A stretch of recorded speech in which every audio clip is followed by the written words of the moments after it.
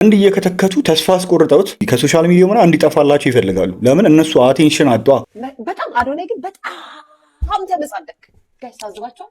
አዶናይ ግን በጣም ተመጻደቀ። ፎሎወርስ ለሁላችንም በቂ እናገኛለን። አዶናይ 3 ሚሊዮን ገባ ማለት እናንተ ትወድቃላችሁ ማለት አይደለም። የሆነ አንድ ሙዚቀኛ አንድ ታዋቂ ሙዚቀኛ ሰይፉ ፋንታውን ኢንተርቪው ሲያደርግ እና አንድ ቲክቶከርን ኢንተርቪው ሲያደርግ የሚያገኘው ቪው ራሱ እሱ ራሱ ያውቀዋል። ተመሳሳይ አይደለም። ምን ያህል የሶሻል ሚዲያውን ኢንፍሉዌንስ ምን ያህል እንደሆነ የገባን አልመሰለኝም እውነት ለመናገር አሁንም ድረስ ማለት ነውና እና አሁን ላይ ሶሻል ሚዲያ ኢንፍሉዌንሰሮች ምን ያህል ቢግ እንደሆኑ ምን ያህል እነሱ ራሱ የሚያውቁት አይመስለኝም። ምን ያህል ከቲቪ ቻናል በላይ በጣም ትልቅ ናቸው እውነት ለመናገር ማለት ነው ከተጠቀሙበት ማለት ነው። ግን በጣም አዶናይ ግን በጣም ተመጻደቅ ጋይስ ታዝባቸዋል። አዶናይ ግን በጣም ተመጻደቀ። አይሚስ ጆን ዳንኤል ተፈቶ የሚመጣበት ቀን ናፈቀኛው። ምን አገናኛቸውን ጆን ዳንኤል እና አዶናይ ማለት ነው? ሁለቱም የተለያዩ ሰዎች እኮ ናቸው። የተለያየ ካራክተር ያላቸው ሰዎች በምንም ታምር ሁለቱ ሊገናኙ አይችሉም። በቃ የሚያመሳስላቸው ነገር ሁለቱም ፌመስ መሆናቸው እኮ ነው። በምን ጉዳይ ነው የምታገናኛቸውን? እሺ እንደዚህ ብዬ በድፍረት እንድናገር አድርጋችሁኛል። ባይዘው ጆን ዳንኤል ተፈቶ የሚመጣበት ቀን በጣም ናፈቀኝ። ጉድ ፎር ዩ ኦኬ። በጣም ሊተወጣጣከው ተረጋጋባ። መረጋጋት አለብኝ ነው። ምንድን ነው የሚያቃጥልሽ? ሊያሾ ንገሪን እስኪ ተረጋጊ። ውሃ ጠጪ ምናምን። ምንድን ነው ያናደደሽ ነገር? ለምንድን ነው ያናደደሽ? በጣም ተረጋጋ። በጣም በቃ አፈራኝ ካኝ 4-5 አልበም ሰርቼ ለኢትዮጵያ ሕዝብ አስተላልፍ ያለው 4-5 የእርዳታ ድርጅት ሰርቼ ምናምን ብያለሁ አልክ። ምን ማለት ነው? ግዴታ ሙዚቀኛ መሆን አለበት? ግዴታ የሙዚቃ አልበም ማውጣት አለበት ነው? አልገባኝም። እና ደግሞ እሱ ቻሪቲ አይደለም የሚሰራው እውነት ለመናገር ማለት ነው። በቻሪቲም አይደለም የተወደደው። አሁን እናንተ በቻሪቲው ምናምን ብቻ የተወደደ ይመስላችኋል። በቃ እናንተ ኮንተንት ክሬት ማድረግ ስለማችሉ ነው። በቃ በለጣችሁ ነው። በቃ አለቀ። እሱ እኮ ቀን በቀን ነው ቪዲዮ እየሰራ ያለው እኮ። ያንቺን ወሬ ራሱ አያዳምጥም። ለአንቺ ራሱ መልስ አይሰጥሽም። አሁን ከእናንተ በኋላ መጥቶ አለቀ። እኔም ወሬ ነው የማወራው፣ አንቺም ወሬ ነው የምታወሪው። ምንም በቃ አለቀ። ወሬ እያወራችሁ ነው እዚህ የደረሳችሁት እናንተ ማለት ነው። እሱ ኮንተንት ነው ክሬት የሚያደርገው። ምን ሰራት ያለች ደግሞ አዶናይን አታፍሪም ትንሽ? ምንድን ነው እንደዚህ በጣም ማለት አይዶን ነው የማይንቁ ሰዎችን ላይክ ለንግግርም ለወሬም በጣም ቀለል አድርገህ አፍ ላይ መዘርጠት ጀመርክ። መዘርጠት ስለ ከአክብሮት ጋር ከአድናቆት ጋር በሚል መስል ለዚህ ትርኪ ምርኪ ኮመንታተር አሳልፈ መስጠት ማለት ያን ሰው እንደመናቅ ነው ለኔ። ማን ነው ትርኪ ምርኪ ኮመንታተር ምናምን የምትለው? ሰውን ነው ፒፕሉን በጣም ብዙ ሰው ወዶታል። እንግዲህ አዶናይን የኢትዮጵያ ሕዝብ ጠቅላላ በማለት በሚባል ደረጃ ማለት ነው አዶናይን እየጠላው ያለው አሁን ላይ ኢንፍሉዌንሰር እና ታዋቂ ሰዎች በቃ ይሄ የቲቪ ሆስቶች ምናምን እንደ ሰይፉ ፋንታውን አይነት ሰዎች ነው በጣም እየጠሉት ያሉት ማለት ነው። ምክንያቱም በቃ ከነሱ በላይ በጣም እውቅናና ዝናን እያገኘ ስለሆነ ማለት ነው። እኛ ይህን ሁሉ ዓመት ለፍተን ያላገኘውን ነገር እንዴት ነው እሱ በዚህ ጊዜ ውስጥ ሊያገኝ የሚችለው በሚል ነው በቃ እስካሁን ድረስ እየጠሉት ያሉት ማለት ነው። ምንድን ነው የምትይው ሊያሾው? ቢመጻደቅ እንኳን ልጁ አልተመጻደቅም። ቢመጻደቅ እንኳን በጣም በቃ ይችላል፣ መብቱ ነው። ምን አገባሽ አንቺ? ምን ይመለከትሻል ነው እዚህ ጋር። እስኪ በነገራችን ላይ እና ሚዲያ ላይ ተቀብለዋል፣ ወደዋል፣ ጥሩ ነገር አሳይተሃል፣ ጥሩ ነገር አድርገሃል፣ አይካድም፣ ሀቂቃው ነው። ግን ደግሞ ሰይፉን በዚህ ደረጃ ላይ እኔ እንደዚህ በመጀመሪያ ደረጃ ምንም አልተናገረውም እኮ ሰይፉ ፋንታውን በጣም አክብሮ። እንደውም ሰይፉ ካረገው ነገር አንጻር አዶናይ ባለጌ ቢሆን ብዙ ነገር ማለት ይችል ነበር። እውነት ለመናገር አክብሮ በክብር ነው ምላሽ የሰጠው።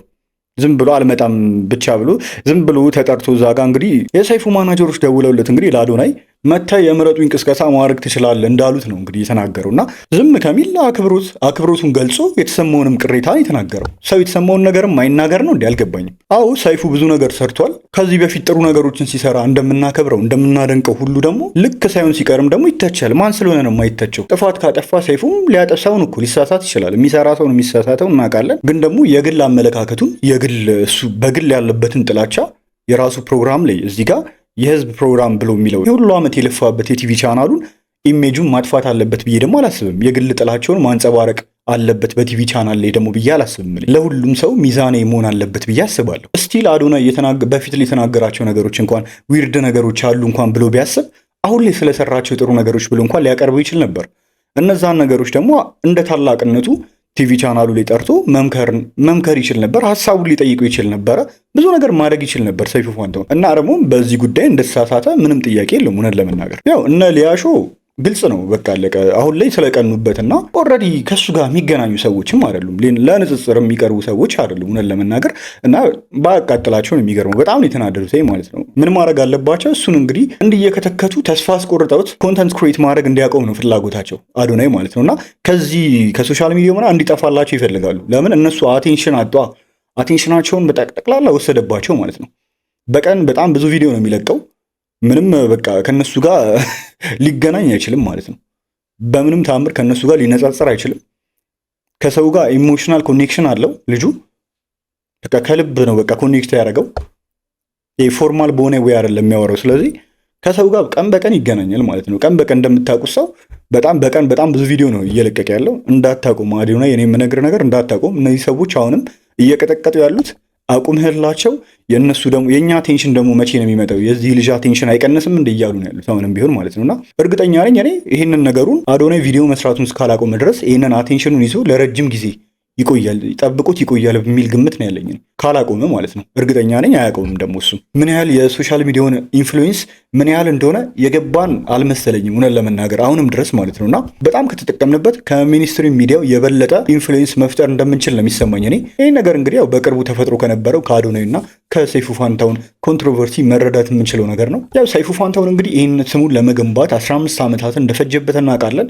ለዛም ደግሞ በጣም ትልቅ ክብር አለን ሁላችንም። ብዙ ጥሩ ስራዎችን የሰራ ሰው ነው ሰይፉ ፋንታውን ማለት። ሁሌ እሑድ እየመጣ እንግዲህ ሁላችንም እንድንስቅ የሚያደርገን የሚያዝናናን በጣም የሚያስቅ ሰው ነው። ለዛም ደግሞ ሁላችንም አፕሪሺየት እናደርገዋለን። ነገር ግን አሁን ላይ እንግዲህ አዳዲስ ነገሮች የተፈጠሩበት ሰዓት ላይ ነው ያለ ነው። አሁን እንግዲህ ሁላችንም እንደምናየው በውጭውም ዓለም ይሁን አሁን ደግሞ በሀገራችን ላይም የሶሻል ሚዲያ ኢንፍሉዌንሰሮች ከሜንስትሪ ሚዲያ ወይም ደግሞ ከቲቪ ቻናል ሆስቶችም ከየትኛውም ሰዎች በላይ በጣም ከባድ የሚባል በጣም ትልቅ የሚባል ኢንፍሉዌንስ እንዳላቸው የተረዳን አልመሰለኝም ማለት ነው። ይህንን እስኪ በአጭሩ ለማስረዳ ልሞክር ነኝ። አብዛኛውን ጊዜ እንግዲህ እነ ሰይፉም ሆነ ሌሎች የቲቪ ሆስቶች ፕሮግራማቸውን የሚቀርጡት አብዛኛውን ጊዜ ስክሪፕትድ የሆነ ነገር ነው እንትን የሚሉትኝ።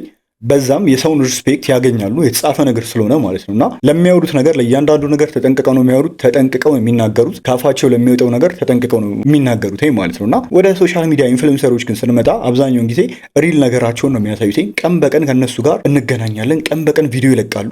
እንደ አዶናይ ያሉ ኢንፍሉዌንሰሮች ደግሞ ቀን በቀን ብቻ ሳይሆን አንዳንዴ እንግዲህ በየአንድ ሰዓቱ ልዩነት ሊሆን ይችላል፣ በየ30 ደቂቃው ቪዲዮ የሚለቅበት ሰዓቱ ላይ አለ። እንደ ሰይፉ ፋንታውን አይነት ደግሞ ትልቅ ሾው ያላቸው ሰዎች ደግሞ በሳምንት አንድ ቀን ሊሆን ይችላል ወደ ህዝቡ ጋር የሚመጡትና የሶሻል ሚዲያ ኢንፍሉዌንሰሮች በተሻለ ደረጃ ከቲቪ ሆስቶች ይሁን ከሾው አቅራቢዎች የተሻለ ከህዝቡ ጋር የመቀራረብ ከፍተኛ እድል ነው ያላቸው። የሶሻል ሚዲያ ኢንፍሉዌንሰሮችን ሰዎች በአካል እንደሚያውቋቸው አይነት ፊሊንግ እንዲሰማቸው ያደርጋል። ቀን በቀን ቪዲዮ ስለሚለቁ ማለት ነውና ሪል ማንነታቸውንም ከልባቸው ስለሚያሳዩ ማለት ነው። የሆነ እዛ ጋር ስክሪፕትድ ያልሆነ ነገር ስለሚያሳዩ በጣም ከሰዎቹ ጋር ያላቸው ቀረቤታ እምነታቸውንና ተወዳጅነታቸውን ራሱ በደንብ የሶሻል ሚዲያ ኢንፍሉዌንሰሮች በትክክል ከተጠቀሙበት ከየትኛውም የቲቪ ቻናል በላይ ተወዳጅነትን በዚህ ጊዜ እያተረፉ ነው የሚገኙት። ነገሮች በጣም ተቀይሯል፣ እንደ ድሮ አይደለም ያለው ላይ። ይህንን የምናገርበት ምክንያት ኢትዮጵያ ውስጥ አሁንም ድረስ ይህን ነገር መረዳት የማይችሉ የምናያቸው ሚዲያ ላይ የምናያቸው እንደዚህም እንኳን ይህንን መረዳት የማይችሉ ሰዎች እየተፈጠሩ ስለሆነ ነው። ያ ማለት እነዛን ሰዎች እነ ሰይፉ ፋንታሁንን ሪስፔክት አለማድረግ አይደለም፣ ግን ነገሮች እየተቀየሩ መሆኑን መቀበል ግዴታ ስለሚሆንብን ነው። እንግዲህ ያው ሶሻል ሚዲያ ላይ ስትመጡ ከማንም ሰው እንግዲህ ምንም አይነት ፍቃድ አትጠይቁም። ማንኛውንም አይነት ኮንተንት መስራት መብት አላችሁ። የፈለጋችሁትን ነገር የመናገር መብት አላችሁ። ሶሻል ሚዲያ ላይ ምንም አይነት ያለምንም ገደብ ማለት ነውና ያው የቲቪ ቻናሎች ላይ ምናምን ስንመጣ ግን በገደብ ነው የምታወሩት።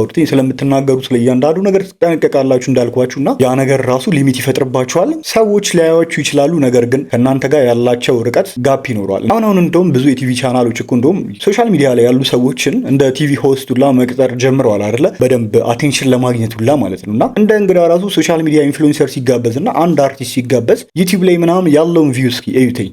ይገናኛል እንዴ? ሰማይና ምድር እኮ የሆነ አንድ ታዋቂ ሙዚቀኛ ሰይፉ ፋንታውን ኢንተርቪው ሲያደርግ እና አንድ ቲክቶከርን ኢንተርቪው ሲያደርግ የሚያገኘው ቪው ራሱ እሱ ራሱ ያውቀዋል። ተመሳሳይ አይደለም። እና አሁን ላይ ሶሻል ሚዲያ ኢንፍሉዌንሰሮች ምን ያህል ቢግ እንደሆኑ ምን ያህል እነሱ ራሱ የሚያውቁት አይመስለኝም። ምን ያህል ከቲቪ ቻናል በላይ በጣም ትልቅ ናቸው እውነት ለመናገር ማለት ነው፣ ከተጠቀሙበት ማለት ነው፣ በትክክል የተጠቀሙበት ሰዎች። እናም ደግሞ የሚገባ አንዳንድ ሶሻል ሚዲያ ኢንፍሉዌንሰሮች የሚገባቸውን ክብር መሰጠት ካለበት ክብር መስጠት አለብን አይደል እንዴ? ጥሩ ነገር የሚሰሩ ሰዎችን ከቲክቶክ እና ከዩቲዩብ ነው የመጡት ስለተባለ ብቻ ብዙ ጊዜ ሲናቋ ያለውና ዝም ብሎ ቲክቶክ እኮ ነው ቲክቶክ ማለት ሁላችንም ምናምን የተጠቀመበትን ሰው ማክበር አለብን።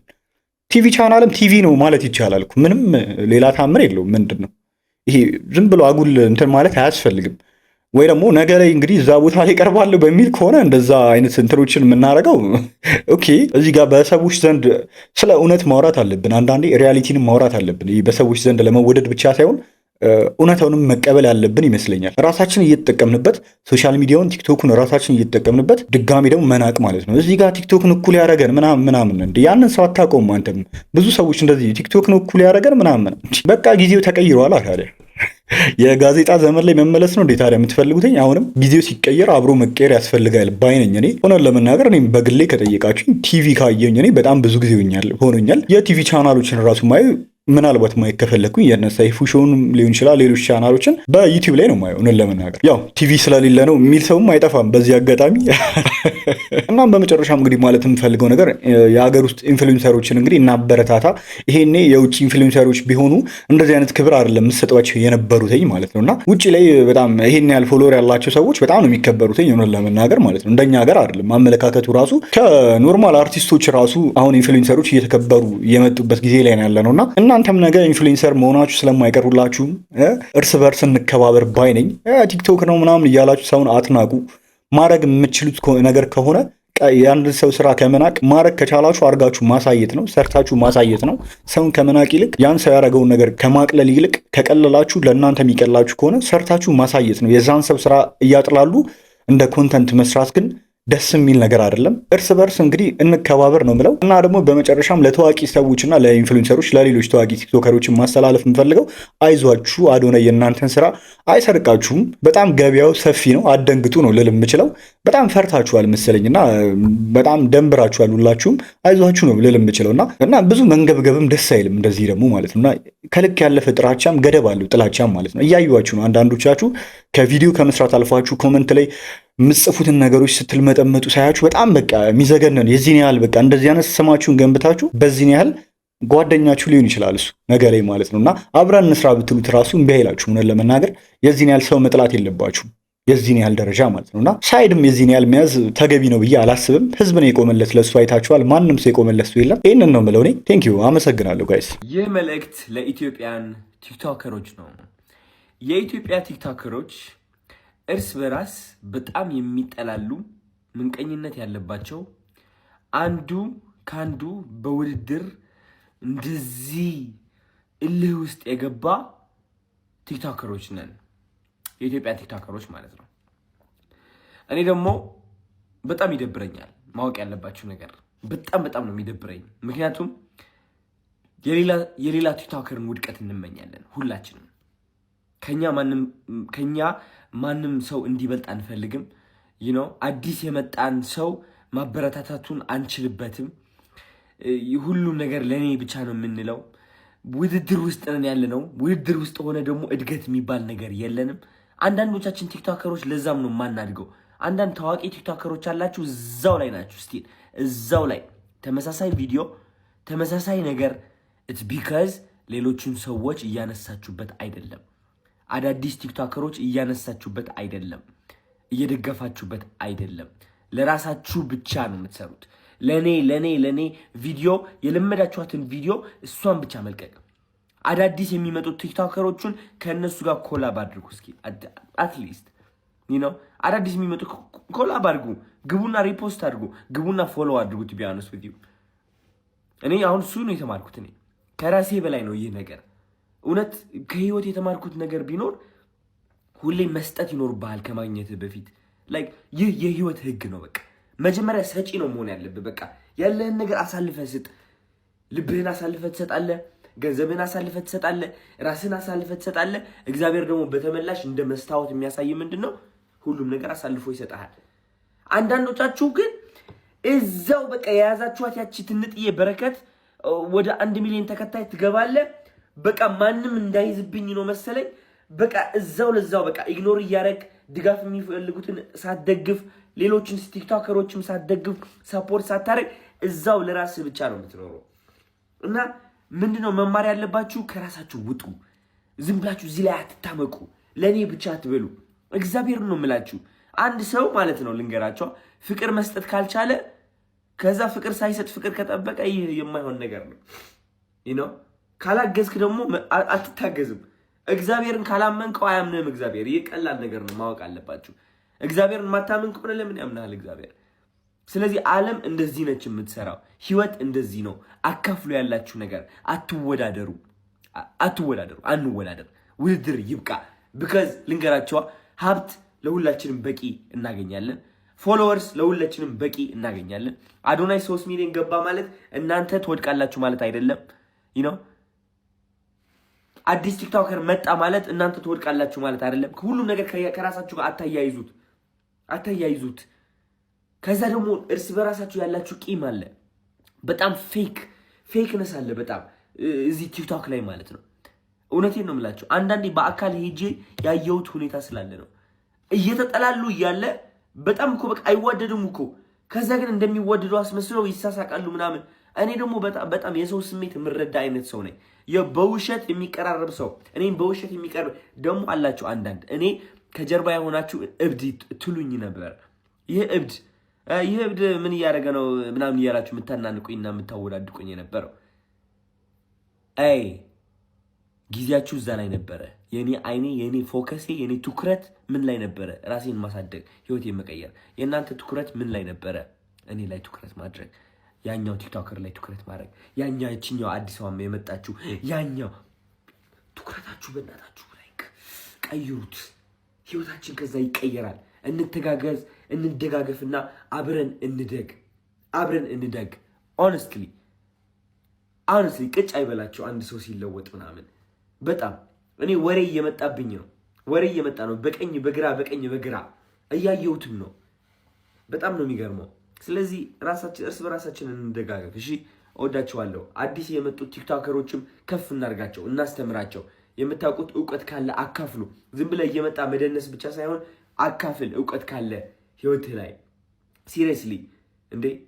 ታዲያ በእውቀታችን ካላካፈል ወይም በገንዘብ ወይም በእውቀት ወይም በሆነ ነገር ማለት ነው ላይክ ወጣቶችን ወይም ደግሞ ይህ ህዝብን ማስተማር ካልቻል ታዲያ ቲክቶክን ምን ተጠቀም ነው? ምንድነው የምናመጣው? ገባችሁ አይደለ?